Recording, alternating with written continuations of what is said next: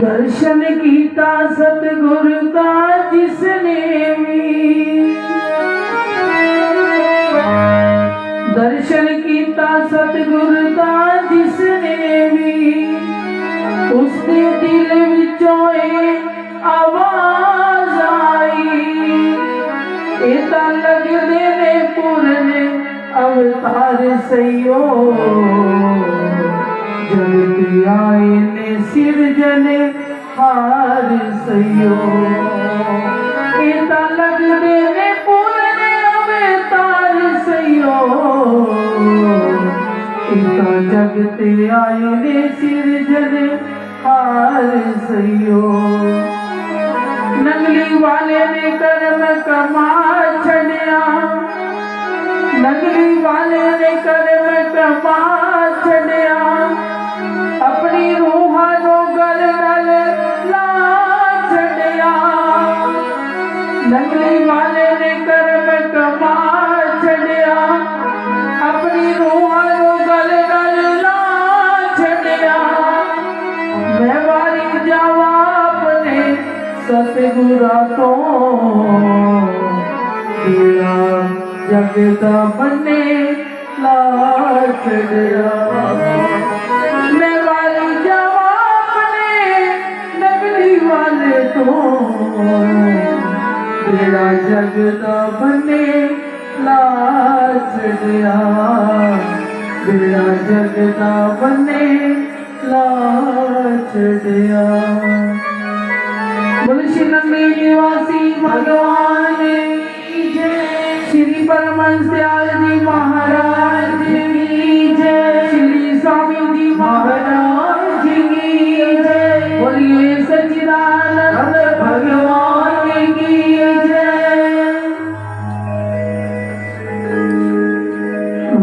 वंदनीय पूजनीय मेरे हृदय सम्राट श्री सतगुरुदेव के चरणों में कोटि कोटि नमन।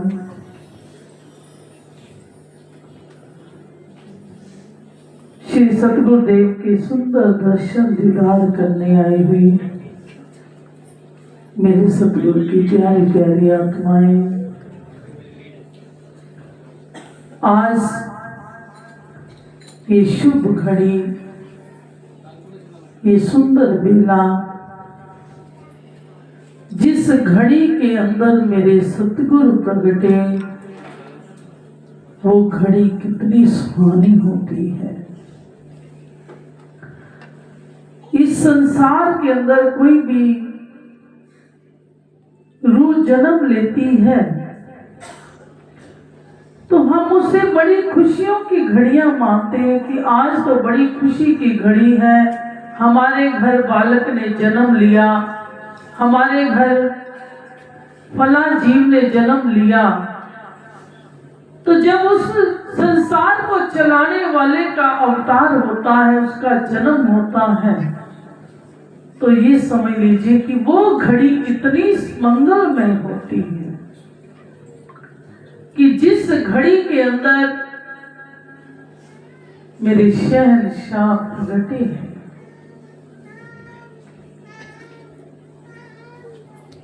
आज हम जिस दिव्य विभूति श्री आराध्य देव श्री नगरी निवासी भगवान जी का अवतार दिवस मनाने जा रहे हैं।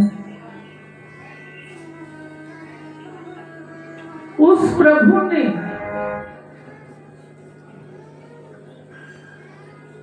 उनके अवतार से उस टेरी की धरती को तो पवित्र कर दिया, साथ साथ पता नहीं अपनी कितनी रूहों का कल्याण भी कर दिया। ऐसा उनका भाव कि अपने भक्तों की पुकार को सुनकर उनके कष्टों को मिटाने के लिए उन्होंने उस छोटे से कस्बे के अंदर माता पिता की कोख को भी उन्होंने इतना सुंदर बनाया। कहते जिस जननी के कोख से कोई संत अवतार लेता है उस माता का तो भाग्य उदित होता ही है, उस धरती का भी भाग्य उदित हो जाता है। उस माता और धरती को पुण्यवती कहा जाता है कि जिस माता के यहाँ कोई संत का अवतार होता है।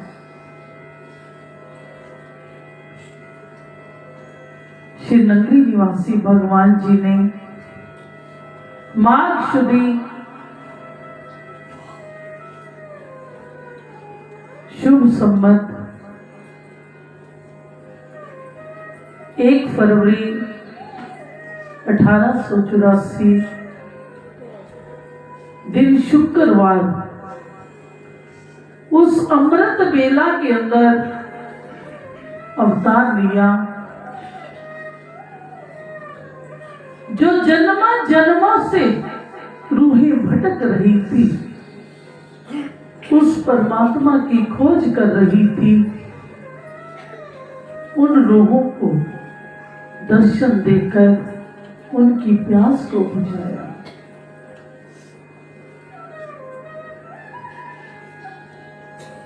क्योंकि जब भी किसी का अवतार होता है तो संसार के संकट को हरने के लिए होता है। अभी ये जब भजन संध्या चल रही थी तब भी ये बात हो रही थी कि संतों का अवतार यूं ही नहीं होता, इस संसार के सर्व जनता का कल्याण करने के लिए ही होता है। हम सोचते हैं कि हमारा कल्याण भी हो जाए और हमें कोई प्रयास भी ना करना पड़े, प्रभु के चरणों में समय भी ना देना पड़े, प्रभु से प्रेम भी ना करना पड़े, यूं ही हमारा उद्धार हो जाए, हम जो भी चाहे कर्म कर सकते हैं। तो ये हमारी सबसे बड़ी गलतफहमी है। क्योंकि जब तक हम कोई प्रयास नहीं करते तब तक हमें सफलता हासिल नहीं होती। हम उन बुलंदियों को नहीं छू सकते जब तक जीवन के अंदर कुछ करना नहीं सीखेंगे।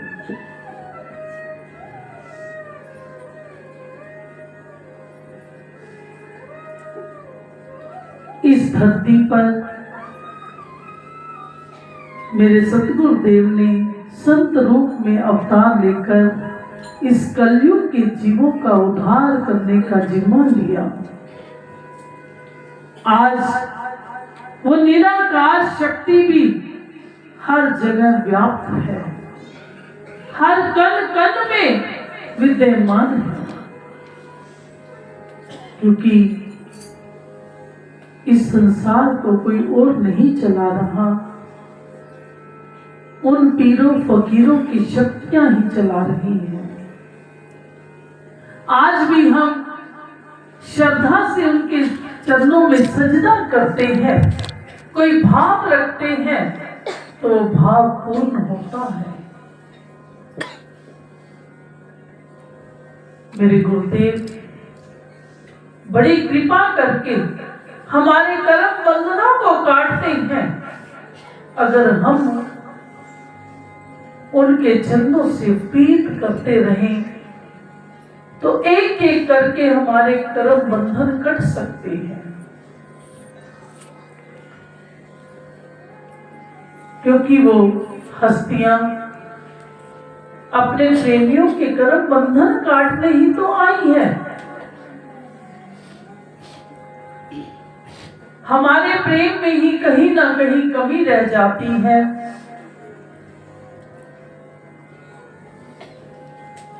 हम प्रेम तो करते हैं, लेकिन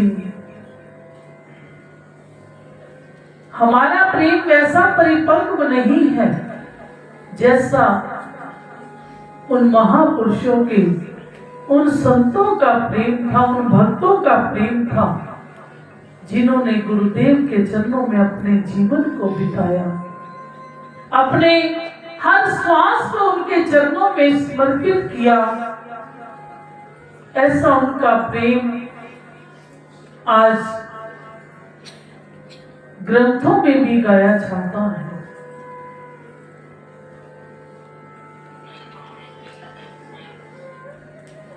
वो तो बड़ी कृपा करके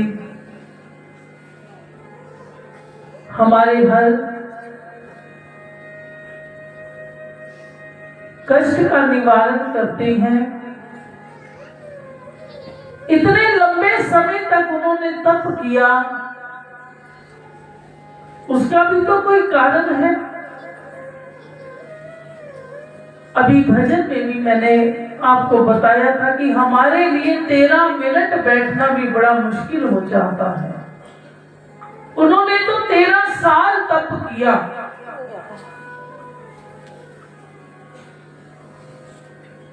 ध्यान अवस्था में बैठे हैं,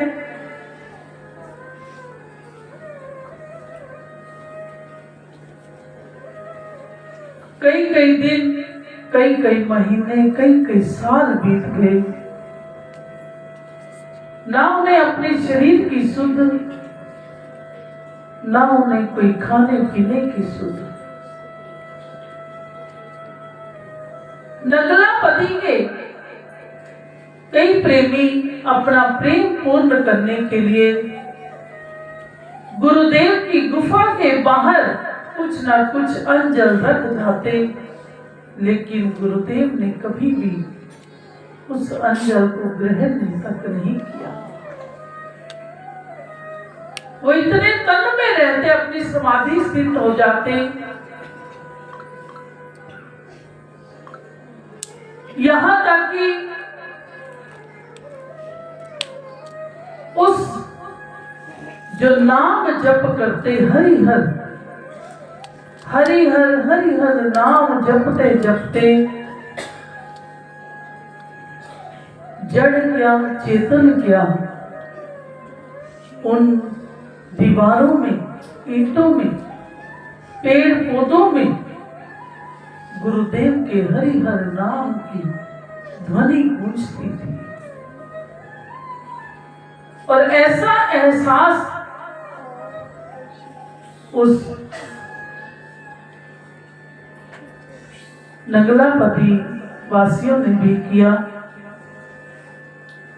जब भी कोई प्रेमी अपना प्रेम परिपूर्ण करने के लिए गुरुदेव के चरणों में आता, देखता कि गुरुदेव समाधि से उठे हैं, तो कुछ भी पूछने का अगर प्रयास करते तो गुरुदेव के मुख से केवल एक ही ध्वनि उठती, हरिहर हरिहर। उस हरिहर का नाम जप करते,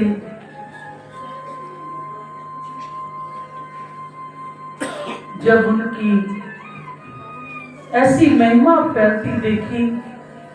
सब कृष्ण द्वारा आगरा के उन गांव वासियों ने देखा कि गुरुदेव की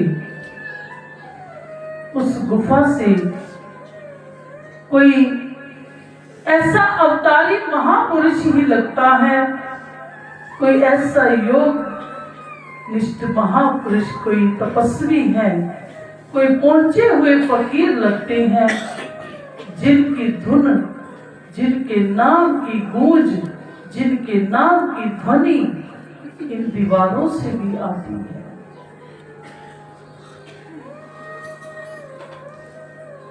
सब बड़े अलमस्त हो जाते उस ध्वनि को सुनते, तो ऐसी मस्ती छा जाती कि उस धुन के अंदर अपने आप को खो बैठते। उनकी भी ऐसे समाधियां लग जाती। अब कहते हैं ना कि जब किसी महापुरुष की कोई महिमा होती है तो उसे काटने वाले भी बहुत होते हैं। उसी कृष्ण द्वारा नगलापति का एक पंडित जब देखा कि सारे कृष्ण द्वारा नगलापति के जितने भी प्रेमी हैं वो गुरुदेव से बहुत प्रेम करते हैं, जब भी देखो उनकी गुफा के बाहर उनके नाम ध्वनि को श्रवण करने के लिए भीड़ लगी रहती है, तो मन में सोचते हैं इनकी महिमा बढ़ रही है तो ये सारा समाज इनको ही मानेगा, हमारी तो महिमा ही घट जाएगी, हमें तो कोई पूछेगा ही नहीं। तो मन ही मन कुछ षड्यंत्र रचने लगे। षड्यंत्र भी वही रचता है जो मनमुख होता है, जिसने कभी गुरुदेव से प्रेम ही नहीं किया, जिसने कभी गुरु धारण ही नहीं किया, जिसने कभी नाम की महिमा ही नहीं जानी। अब उन्होंने अपने मन ही मन षड्यंत्र रचा कि उस नगलापति के जितने भी ब्राह्मण थे उन सब ब्राह्मणों को एक संदेश दिया कि कृष्ण द्वारा में जो योगनिष्ठ महापुरुष हैं उन्होंने एक बहुत ही विशाल भंडारे का आयोजन किया है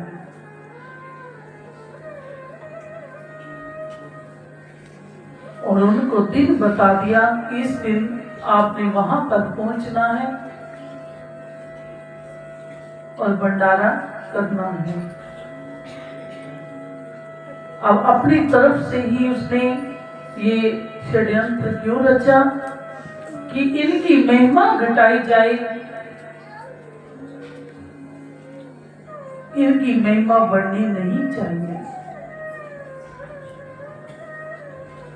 और संत महापुरुष कभी अपनी महिमा नहीं बढ़ाते, कभी अपनी महिमा के लिए तप साधना नहीं करते। उनका तो एक ही ध्येय होता है कि संसार के सोए हुए जीवों का कल्याण करना, उन्हें जागृत करना।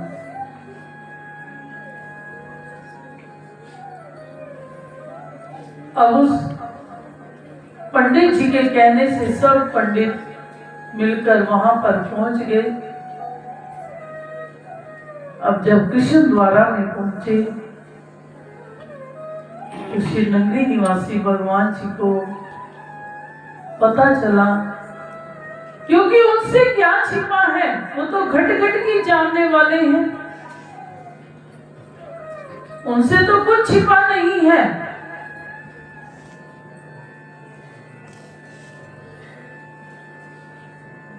उन्हें पता चला कि ऐसे सब ब्राह्मण इकट्ठे हुए हैं यहाँ पर, तो जिस नीम के पेड़ के नीचे वो साधना करते थे, उन्होंने अपना एक हाथ उठाया और उस नीम के पेड़ को हिलाया। जैसे ही उस नीम के पेड़ को हिलाया तो वहां पत्ते गिरने की बजाय उस पेड़ से लड्डू गिरने लगे।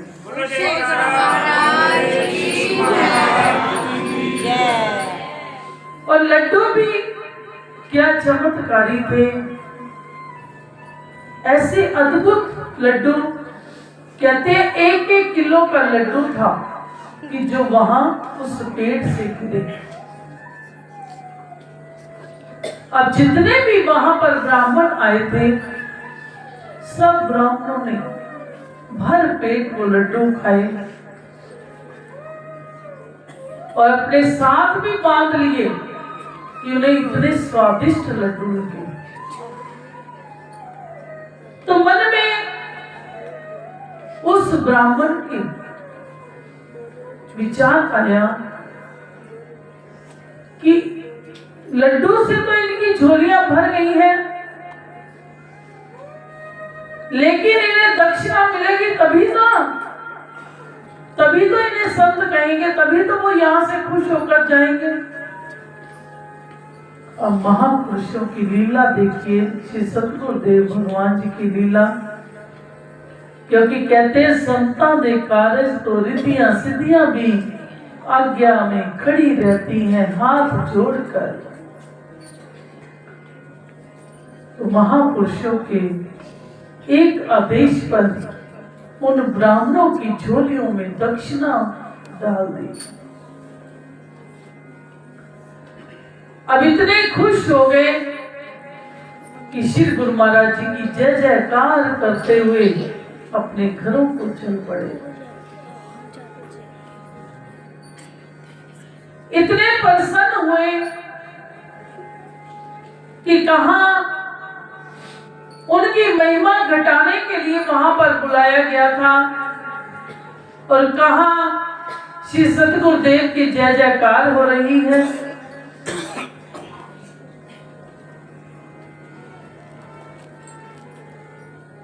तो कहते हैं झुकाया जिसने भी दर आ तेरे चरणों में ए मालिक, तुझे देते नहीं देखा मगर झोलियां सबकी भर जाती हैं। क्योंकि वो नजर नहीं आता, नजर ना आने के बावजूद भी वो झोलियां हमारी भरते हैं एक गुप्त रूप में।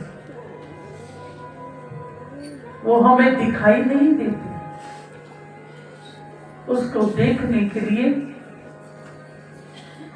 इन नेत्रों में प्रभु के स्वरूप होना चाहिए, वो सुंदर दर्शन होना चाहिए जिनका सुंदर दर्शन करके हमारे हृदय में उस प्रेम की अनुभूति हो। अब वो तो झोलियां भर कर जा रही हैं, लेकिन उस पंडित की दशा ऐसी हुई कि काटो तो खून नहीं।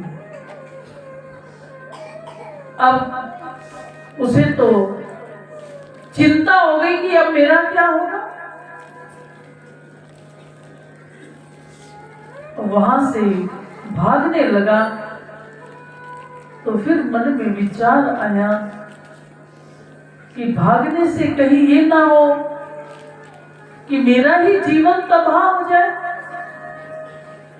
तो अपने जीवन को बचाने के लिए श्री गुरु महाराज जी के चरणों में आकर उन्होंने सजदा कर दिया, उनके चरण पकड़ लिए, क्षमा प्रार्थना करने लगे कि हे प्रभु मुझसे बहुत बड़ी भूल हुई है, मुझे क्षमा कर दीजिए। मैं आपकी महिमा बढ़ते हुए नहीं देख पा रहा था। मैंने अभी बताया कि संत महापुरुष अपनी महिमा बढ़ाने के लिए कभी तप साधना नहीं करते। वो तो जीवों का कल्याण करने के लिए, उनका उद्धार करने के लिए, उन्हें इस मोह की निद्रा से जगाने के लिए वो तप साधना करते हैं। जो आज हम उनकी शरण में बैठे हैं, उनकी छत्र छाया में बैठे हैं, तो ये उनकी तप साधना का फल है, ना कि हमारा किसी का कोई प्रयास है। आप आए हो तो केवल मेरे गुरुदेव के प्रेम की, क्योंकि उन्होंने हर जीव से इतना प्रेम किया है, हर प्रेमी से इतना लगाव किया है, हर प्रेमी की उन्होंने कठिनाइयों को खत्म किया है, हर प्रेमी के उन्होंने कष्टों को उभारा है। जिस मालिक ने ऐसा प्रेम अपने प्रेमियों से किया हो, वो उससे दूर कैसे रह सकते हैं। हमें भी कोई ना कोई माध्यम मिलता रहे कि हम भी उनके चरणों से जुड़े रहें। ऐसा कर्म हमारे ऊपर भी होता रहे, ऐसी कृपा हमारे ऊपर भी होती रहे। हम भजन में भी वंदना करते हैं, प्रार्थना करते हैं गुरुदेव के चरणों में। तेरे करम से बेनया कौन सी शय मिली नहीं, झोली मेरी तंग है, तेरे यहाँ कमी नहीं, तेरे करम से बेनया। उसकी कृपा से हर जीव को, हर प्रेमी को कौन सी चीज नहीं प्राप्त हुई है। सब कुछ मिला है, सब कुछ मिला है उसकी कृपा से, उसके आशीर्वाद से। लेकिन ये तो हमारा ही दामन तंग है कि हम उसमें उसकी कृपा को समेट नहीं सके, पा नहीं सके, उसकी कृपा से अपने दामन को भर नहीं सके। तभी कहते हैं कि अपनी झोलियों को खोल कर बैठो उसके चरणों में, ताकि उसकी कृपा की दात तुम्हारे दामन में डल जाए, उसकी रहमत की दात से तुम्हारी झोलियां भी भर जाए। ये संसार की दौलत तो आनी जानी है, आई और चली गई। जो उसकी नाम की दात है, उससे अगर हमारा दामन भर गया तो जीवन भर ये दामन खाली नहीं हो पाएगा। जो एक बार उसके नाम की दौलत से झोली को भर जाएगा, वो सीधा उसकी दरगाह में पहुंच जाएगा। क्योंकि जीवन में सबको जीवन मिला है, कितना किसने जीना है ये तो वो मालिक ही जानता है। जब इस संसार से जाएंगे तो अपना मुख उज्जवल करके जाएंगे। मुख उज्जवल तब होगा जब उसकी भक्ति की दात से हमारी झोली भरपूर होगी। और भक्ति की दात तभी मिलती है जब श्वास श्वास सिमरो गोविंद, जब हर श्वास श्वास के अंदर उस प्रभु का नाम जपेंगे, उस प्रभु के नाम में अपने आप को लीन कर देंगे, उस प्रभु के चरणों में अपने आप को समर्पित कर देंगे, तो हम भी उसके प्रेम के हकदार बन जाएंगे, हम भी प्रेमी कहलाएंगे। प्रेमी कहने से नहीं होता, ये तो मालिक के प्रेम में जो लीन हो जाता है वही उसका प्रेमी बनता है। तो उसके प्रेम में हमने भी अपने आप को समर्पित करना है, उसके चरणों में अपने आप को लय करना है, मिटाना है। मिटा दे अपनी हस्ती को अगर कुछ मर्तबा चाहे कि दाना खाक में मिलकर गुले गुलजार होता है। एक दाना किसान खेत में डालता है, वो मिट्टी के अंदर देखता नहीं है उल्टा है कि पुल्टा है, कैसा है, सीधा है, वो डाल देता है तो वो दाना मिट्टी के अंदर अपनी हस्ती को मिटा देता है, खो देता है।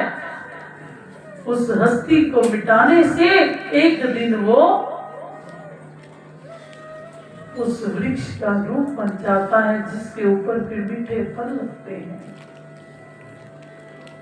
हम भी अपने आप को मिटा कर देखें तो सही कि अगर उसके प्रेम से हमारा दामन न भर जाए तो कहना, फिर तो दुनिया की कोई शक्ति नहीं है जो हमें मालिक से दूर कर सके। एक बार अपने आप को उसके चरणों में लगा कर देखिए। जब भी कोई आपको कोई ऐसा मौका मिले गुरु चरणों में जुड़ने का, तो सोचिए मत, उसी पल गुरुदेव के चरणों में जाने का प्रयास कीजिए, जुड़ने का प्रयास कीजिए, प्रेम करने का प्रयास कीजिए। क्योंकि जो समय की कदर नहीं करता तो समय उन्हें धोखा देता है। हमने उस समय की कदर को करना है, क्योंकि हमारे पास समय बहुत कम है। ये सोचे कि हमारे पास समय है ही नहीं और हमारे जिम्मे एक बहुत बड़ा काम है भजन करने का, प्रभु से जुड़ने का। तो अपने जीवन को प्रभु जी के चरणों में लगाना, ऐसा प्यार ऐसा प्रेम उसके चरणों में करना। क्योंकि जब भीड़ पड़ती है तो मालिक अवतार लेकर आते हैं, तो फिर वो काली रात खत्म हो जाती है। जब भगवान कृष्ण ने अवतार लिया था तो कहते थे ना, काली रात छट गई, अब तो उजियारा ही उजियारा हो गया है। क्योंकि प्रभु का अवतार हुआ है तो प्रभु अब हमारे कष्टों को दूर करने के लिए आए हैं। तो आइए मिलकर गुरुदेव के चरणों में प्रार्थना करें कि ऐ प्रभु, आज हमारे जीवन में भी अंधियारा खत्म हो गया है। आज आपके चरणों में बैठे हैं, हम उस आनंद को पा रहे हैं, उस आनंद को लूट रहे हैं। तो हमारे जीवन की भी काली रात छट गई है, खत्म हो गई है। आज से उजाला ही उजाला हमारे जीवन में हो जाएगा, भोर ही भोर होगी, अंधेरा नहीं रहेगा। तो प्रभु के चरणों में सबने मिलकर क्या प्रार्थना करनी है?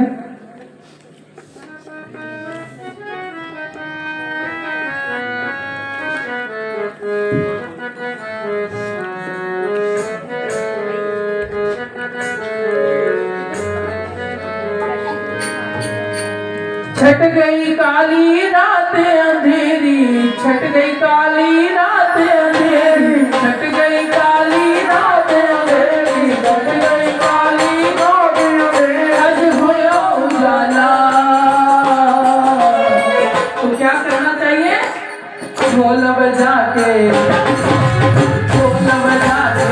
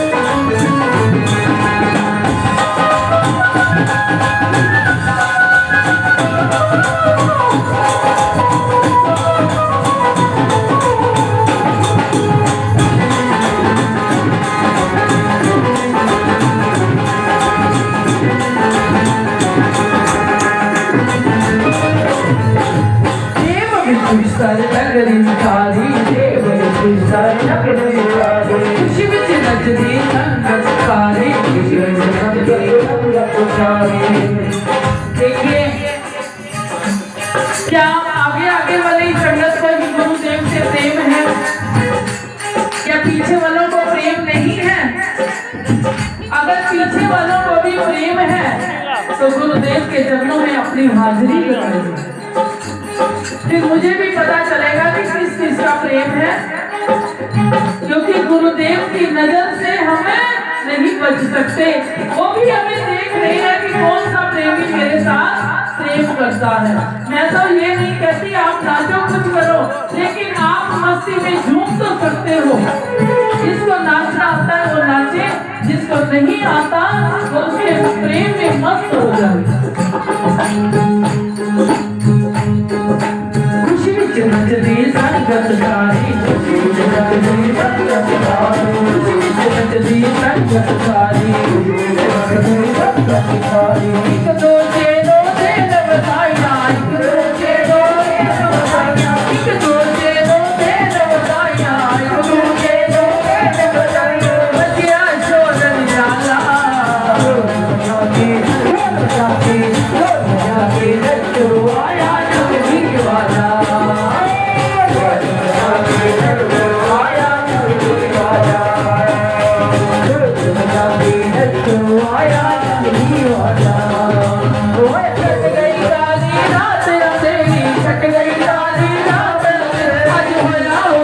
आया